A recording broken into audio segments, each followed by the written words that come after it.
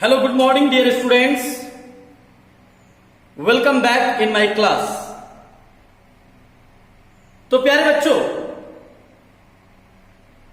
अभी last video मैंने एक पोएम का डाला था झारखंड बोर्ड और सीबीएसई बोर्ड से related, elementary school classroom in a slum. उसको मैंने दो पार्ट में बनाया था और आप बहुत सारे विद्यार्थियों ने उस वीडियो को वॉच किया। निश्चित रूप से जब आप वीडियो वॉच किए होंगे तो उस पोएम के कंटेंट्स और थीम को समझने का प्रयास किया होगा और आप इस कविता को काफी एंजॉय किए होंगे। तो चलिए अब मैं इस कविता से संबंधित क्वेश्चन आंसर लेकर के आपके सामने उपस्थित हूं। आपको पता है कि मैं जितना भी टॉपिक पढ़ाता हूं, हर टॉपिक में 15 से 20 क्वेश्चन कोशिश में करता हूं खुद से बनाने का, अपने से, जो आपको किसी बुक में नहीं मिलेगा। और उन क्वेश्चंस के माध्यम से ये मैं आपको समझाने का प्रयास करता हूं कि how to write question answer yourself. आप खुद से क्वेश्चन आंसर कैसे लिखेंगे। तो ध्यान रहे, मैंने इसका हेडिंग दिया है very short and short questions of elementary school classroom in a slum with explanation. मतलब पूरी व्याख्या के साथ। मुझे पता है कि जो मैं क्वेश्चन देने जा रहा हूं उसका आंसर आपको पता है, अगर आपने मेरे वीडियो को वॉच किया है तो। लेकिन उसको आंसर कैसे करेंगे अभी मैं आपको सिखा रहा हूं और एक दो लेसन आपको सिखाऊंगा। उसके बाद केवल मैं आपको क्वेश्चन दूंगा, आपको आंसर अपने से लिखना होगा। तो चलिए पहला क्वेश्चन हम लोग देखते हैं पूरी एक्सप्लेनेशन के साथ। मैं आपको डिटेल से बताने जा रहा हूं, ध्यान से सुनिएगा और जितनी भी सारी चीजें मैं लिख रहा हूं आप अपनी कॉपी में बढ़िया से उतार करके तैयारी करना शुरू करेंगे, क्योंकि वेरी शॉर्ट क्वेश्चन का नोट्स मैं लास्ट में देता हूं, अभी मैं आपको नहीं देने जा रहा हूं। इसलिए निश्चित रूप से आप कॉपी में उतार कर बढ़िया से लिखेंगे। तो चलिए पहले आप साफ साफ स्क्रीनशॉट ले लीजिए, फिर मैं इस पर कुछ लिखूंगा।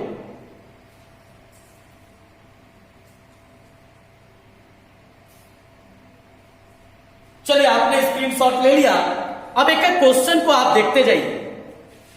पहला क्वेश्चन है, who is the poet of this poem.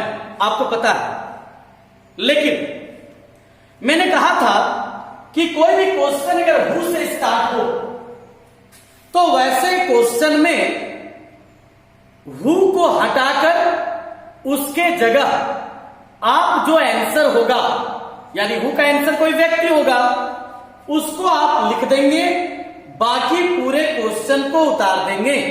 इसका मतलब इसका आंसर हुआ Stephen Spender is the poet of this poem. हमने केवल आंसर शुरू में डाला, बाकी क्वेश्चन उतार दिया। Next, what is the theme of this poem. इस कविता का विषय वस्तु क्या है। कविता पढ़ाते वक्त मैंने आप लोगों को एक बात कहा था कि इस कविता से संबंधित अगर कोई भी क्वेश्चन आए और अगर आप 3 टर्म का यूज कर देते हैं आंसर में, social injustice, class inequality and poverty, तो एग्जामिनर ये समझ जाएगा कि आपने इस कविता को कितने बेहतरीन ढंग से पढ़ा है। तो इस कविता का थीम का मतलब समझते हैं, विषय वस्तु। चलिए मैं इसका भी आंसर आपको लिखने का तरीका बताता हूं। मैंने कहा था कोई भी क्वेश्चन में आप पहले सब्जेक्ट को चुनोगे और सब्जेक्ट हेल्पिंग वर्ब के बाद होता है। ध्यान रहे बच्चों, अगर पहली बार कोई स्टूडेंट्स मेरे वीडियो को क्वेश्चन आंसर वाला वॉच कर रहे हैं तो मैं उसको एडवाइस करना चाहूंगा कि आप पहले मेरा वेरी शॉर्ट क्वेश्चन संबंधित how to improve your writing skill या how to write question answer yourself वाली वीडियो आप जरूर जाकर के देख लीजिएगा, तभी आप यहां समझ पाएंगे। वहां मैंने ये ट्रिक बताने का प्रयास किया है कि कोई भी क्वेश्चन का जवाब आप अपने से कैसे लिखोगे। चलिए, तो ऐसे अगर आप चाहते तो इस क्वेश्चन का सब्जेक्ट है the theme of this poem. आप ये भी लिख सकते थे the theme of this poem, subject की बात करें helping verb is social injustice, class inequality and poverty. लेकिन हमने इसका आंसर लिखा इस तरह से कि social injustice, class inequality and poverty is the theme of this poem. Next, about whom does the poet describe in this poem? चलिए बताइए इसका आंसर। आपको पता है कि कोई भी क्वेश्चन का आंसर मैंने बताया था, आंसर का जो मोड होगा वो subject, helping verb, verb object या सब्जेक्ट वर्ब ऑब्जेक्ट में होगा। यानी 34 या 324, ये दो कोड मैंने आप लोगों को बताया था, तो आप लोग समझ गए होंगे इसका आंसर होगा 34 कोड में। About whom does the poet describe? कवि इस कविता में किसका वर्णन, किसके बारे में वर्णन करते हैं? तो आपको पता है स्लम चिल्ड्रन के बारे में, तो हमने सब्जेक्ट पहले दे दिया द पोएट, फिर वर्ब दे दिया डिस्क्राइब्स, डज रहे तो एस लगा देना है, about slum children in this poem. Next, how are the childrens faces? बच्चों का चेहरा कैसा था? पहली लाइन्स कविता की थी far far from gusty waves these children faces, यानी the children faces are far far from gusty waves. Gusty waves का मतलब मैंने क्या बताया था? मीन्स एनर्जी एंड एक्साइटमेंट, है ना, यानी उत्साह और ऊर्जा से काफी दूर उन बच्चों का चेहरा था।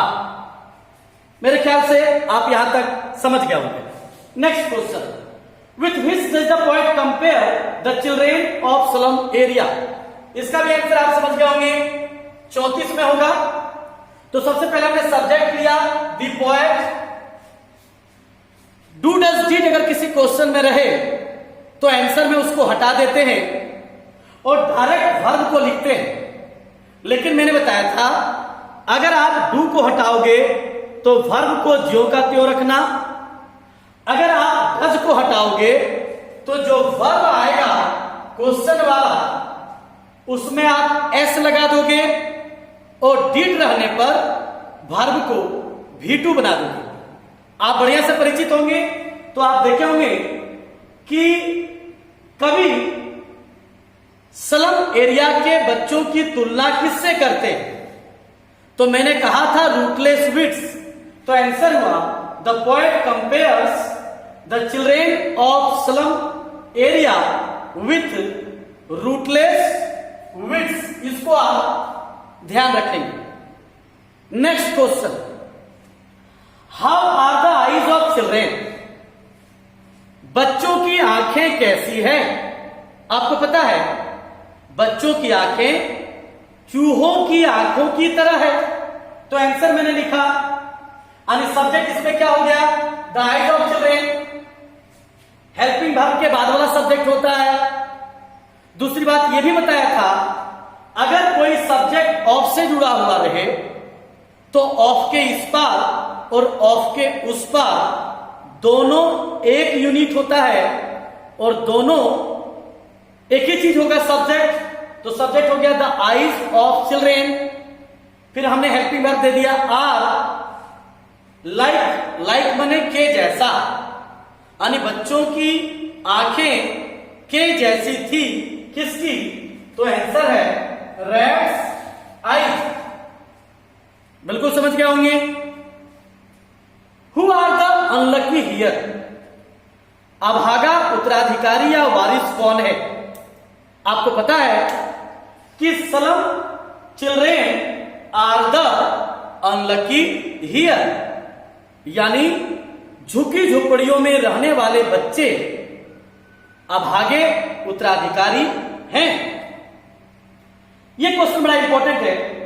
Why are slum children called unlucky here? कविता को पढ़ाते वक्त डिस्कस मैंने इसका किया था। आखिर अभागा उत्तराधिकारी कौन है? तो आंसर है, अब सब्जेक्ट है, इसका आंसर आप निश्चित रूप से 324 में देंगे, कोड 324। तो आप क्या करोगे, पहले सब्जेक्ट, तो सब्जेक्ट है स्लम चिल्ड्रेन, आपने लिख दिया, फिर आपने हेल्पिंग वर्ब ले लिया, फिर आप वर्ब को ले आए, है ना। तो slum children are called unlucky here. क्यों? Because they get nothing but their parents disease after their birth. यानी आपको इतनी बातें याद रखनी है कि वे बच्चे अपनी जन्म के बाद माता पिता की बीमारी के अलावा उन्हें कोई गिफ्ट नहीं मिलता है, इसलिए इन बच्चों को अभागा उत्तराधिकारी कहा गया है। Next, which game was the child dreaming of in CR? देखिए सीआर को मैंने शॉर्ट लिख दिया है, सीआर मतलब क्लासरूम, यानी बच्चा क्लासरूम में किस ड्रीम को देख रहा था। अभी फिलहाल ही ये क्वेश्चन एग्जाम में आया था। तो आपको पता है कि बच्चे स्क्वायरल गेम यानी गिलहरियों के गेम, ध्यान रहे बच्चों, टर्म हमेशा आप इंग्लिश वाला याद रखेंगे। आप गिलहरी का खेल याद रखिएगा तो एग्जाम में काम नहीं देगा। आपको स्क्वायरल गेम याद रखना है, आपको रूटलेस वीड्स याद रखना है, आपको रैट्स आईज याद रखना है। मतलब इंग्लिश का टर्म आप याद रखिएगा, क्योंकि आपको इंग्लिश में जवाब देना है। बिल्कुल आप समझ रहे हैं। तो इसका आंसर हो जाएगा the child was dreaming of, आप केवल याद रखेंगे squirrel game in CR. CR मतलब क्लासरूम, यानी बच्चा क्लासरूम में स्क्वायरल गेम के स्वप्न को देख रहा है। How was the boy seeming? लड़का कैसा दिखता है? आपको याद होगा टर्म पेपर सीमिंग बॉय।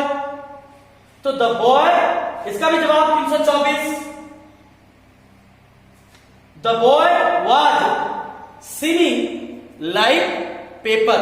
फिर मैं बता दूं, जो 34 और 324 यानी 34 और 324 जो समझ नहीं रहे हैं, आप मेरा उस वीडियो को देख लीजिएगा जिसमें मैंने क्वेश्चन आंसर कैसे लिखा जाता है उसको समझाया, तब आपको मजा आएगा।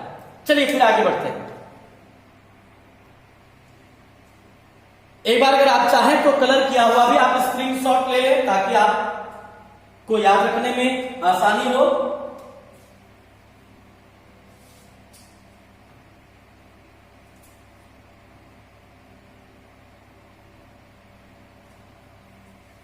चलिए थैंक यू, आपने ले लिया। चलिए अब हम लोग नेक्स्ट क्वेश्चन की ओर चलते हैं। ध्यान रहे, पहले जो क्वेश्चन मैंने लिखाया उसमें मैं मार्किंग करना भूल गया था। शायद इधर 10 क्वेश्चन हम लोग लिख चुके हैं। अब what does sour cream wall means? कविता में टर्म आया था वॉल के लिए सावर क्रीम। कहता है इसका मतलब क्या है? सावर मीन्स ऐसे जनरली खट्टा होता है, लेकिन ये टर्म क्यों यूज किया गया है? तो मैंने आंसर तो उसमें बताया था, इसका आंसर 34 में होगा।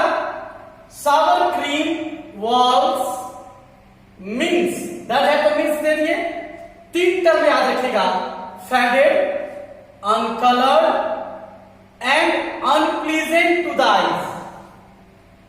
यानी सावर क्रीम वॉल का मतलब है जो फेडेड हो, जो फीका पड़ गया हो, जो बहुत दिनों से कलर नहीं किया गया हो और जो हमारी आंखों को सूट नहीं करता हो, अनप्लीजेंट मतलब आनंददायी नहीं, अरुचिकर जिसको बोलते हैं। Next question, whose picture was hanging in the classroom. समझ गया होंगे 324 कोड, किसकी तस्वीर क्लासरूम में टंगी हुई है? आपको पता है Shakespeare's picture was hanging in the classroom. हमने हुज पिक्चर था, किसकी तस्वीर, इसलिए हमने पहले ही आंसर दे दिया शेक्सपियर्स पिक्चर। सॉरी, ये 324 में नहीं चलेगा क्योंकि इस ये क्वेश्चन में सब्जेक्ट नहीं आप गौर करोगे, और जिस भी क्वेश्चन में सब्जेक्ट नहीं रहे उसका आंसर हम आगे डाल देंगे हु की तरह। तो शेक्सपियर्स पिक्चर, बाकी पूरा उतार दिया, was hanging in the classroom. Is the world में, ये good example for children. Interrogative question, क्या विश्व का मानचित्र बच्चों के लिए अच्छा उदाहरण है? तो कविता को पढ़ाते वक्त मैंने आप लोगों को बताया था कि वर्ल्ड मैप का प्रयोग क्लासरूम में बच्चों को इंस्पायर करने के लिए और चीजों को बताने के लिए किया जाता है, लेकिन ये तो भूखे और कमजोर बच्चे हैं, इसलिए इंट्रोगेटिव का जवाब हमेशा यस या नो में होगा।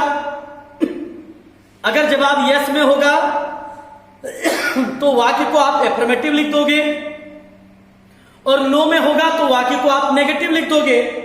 तो no, the world map is not a good example for children. नहीं, वर्ल्ड मैप बच्चों के लिए अच्छी उदाहरण नहीं थी। What were these pictures tempting? What were these pictures tempting the children? Tempting का मतलब प्रलोभित करना। जिसका वर्ड नहीं जानते आप कॉपी में लिख सकते हैं। ये सारी तस्वीरें दीज पिक्चर रहे या क्वेश्चन में दोज पिक्चर्स रहे या the pictures hanging in the classroom रहे या पिक्चर्स ऑफ वॉल रहे, कुछ भी रह सकता है। तो आंसर हम लिखेंगे these pictures are tempting the children. Answer केवल 2C। 324 कोड में इसका जवाब हमने दिया। Very simple. अब यहां से थोड़ा सा देखिएगा, क्वेश्चन का आंसर एक लाइन नहीं, थोड़ा सा एक्सप्लेन करना। How can the school inspector and governor help the slum children? School inspector यानी स्कूल के पदाधिकारी और सरकार इन बच्चों को कैसे मदद कर सकती है? तो आंसर है the school inspector and governor can help the slum children. आपको केवल याद रखना है by providing them basic needs of life. Provide मतलब देना, प्रबंध करना, व्यवस्था करना, उपलब्ध कराना। यानी सरकार और शिक्षा पदाधिकारी उन गरीबों को जीवन की मूलभूत आवश्यकताएं प्रदान कर मदद कर सकती है। और बेसिक नीड्स क्या है? जैसे कि such as food, clothes, shelter मतलब आश्रय, मकान जिसको हम लोग बोलते हैं, एंड क्वालिटी एजुकेशन यानी रोटी, कपड़ा, मकान और गुणवत्तापूर्ण शिक्षा। मैं चाहूंगा या आप, अच्छा चलिए बाद में थोड़ा सा मैं कराता हूं। What is Shakespeare wicked for children? एक टर्म आया था, शेक्सपियर इज विकेड। विकेड मतलब शैतान, दुष्ट। बच्चों के लिए शेक्सपियर दुष्ट क्यों है? थोड़ा सा इस जगह सुनना है कि शेक्सपियर जो राइटर है, जो ड्रामेटिस्ट है, एज ए पोएट, उन्होंने हमेशा राजाओं के जीवन के बारे में लिखा। Civilized domes, life and loves of kings. उन्होंने गरीबों के जीवन को कभी नहीं छुआ। वो बड़े बड़े लोगों की कहानियां लिखे। तो शेक्सपियर इन गरीब बच्चों के लिए इसलिए शैतान है क्योंकि उन्होंने ऐसी दुनिया को रिप्रेजेंट किया है अपनी किताबों में जो इन गरीबों की दुनिया से मैच नहीं करता है। तो आंसर देखिएगा, Shakespeare is wicked for children because, क्योंकि he has shown only the lives and loves of kings in his books. हमेशा वे अपनी किताबों में राजाओं के प्यार और जीवन की चर्चा किया है, which do not match the world match with the world of slum children, जो गरीब बच्चों की दुनिया से बिल्कुल मैच नहीं खाता है। इसलिए Shakespeare wicked. What does the poet want for the slum children? How can their lives be made to change? कवि उन गरीब बच्चों के लिए क्या चाहता है और उनके जीवन को कैसे बदला जा सकता है, सुधारा जा सकता है। The poet wants proper food, clothes, shelter and quality education for the slum children, जो यहां गवर्नमेंट को प्रोवाइड करने की बात करते हैं। कवि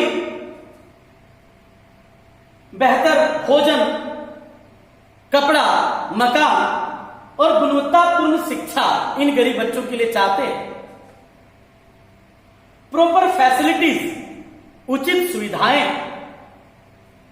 एंड हेल्दी सराउंडिंग और स्वस्थ वातावरण, उनके चारों ओर हेल्दी नदियां हो, ग्रीन फील्ड्स हो, बुक्स हो, can change and improve their life. यानी उचित सुविधाएं और उनके इर्द गिर्द स्वस्थ वातावरण उनके जीवन को बदल सकता है और उसमें सुधार ला सकता है। How do the pictures of the classroom, ध्यान रहे क्वेश्चन यहां रह सकता है, the pictures hanging in the classroom, pictures of wall या Shakespeare picture, world map, civilised doom, beautiful pictures, कुछ भी हो सकता है कुछ। तो how do the pictures of classroom contrast with the world of these children. अब तो आप समझ गए कि क्लासरूम में जो खूबसूरत तस्वीरें जो टंगी हुई थी इन बच्चों की दुनिया से वो कैसे विरोधाभास रखता है। तो द स्लम चिल्ड्रेन प्रेजेंट ये पिटिएबल, लिखिएगा, दयनीय एंड पैथेटिक, हृदय स्पर्शी, कारुणिक लुक। यानी वो जो गरीब बच्चे हैं वो बड़ा ही दयनीय और कारुणिक दृश्य प्रस्तुत करते हैं। They are thin, hungry and weak, क्योंकि वो कमजोर हैं, भूखे हैं, दुबले पतले हैं। इट इज रिडिकुलस, रिडिकुलस का मतलब हास्यास्पद, मजाक। टू डेकोरेट, डेकोरेट मीन्स सजाना। It is ridiculous to decorate the walls of such a classroom with beautiful pictures, world maps, portrait में तस्वीर ऑफ शेक्सपियर। कहता है ऐसे क्लासरूम जहां गरीब बच्चे पढ़ते हैं उनको दीवारों को, उनके दीवारों को इतने खूबसूरत तस्वीरों से सजाना ही अपने आप में मजाक है, हास्यास्पद है, which do not match with the world of slum children, जो स्लम चिल्ड्रेन की दुनिया से मैच नहीं करता। इसलिए ये सारी तस्वीरें उनके जीवन से कॉन्ट्रास्ट रखता है। चलिए प्लीज टेक स्क्रीनशॉट।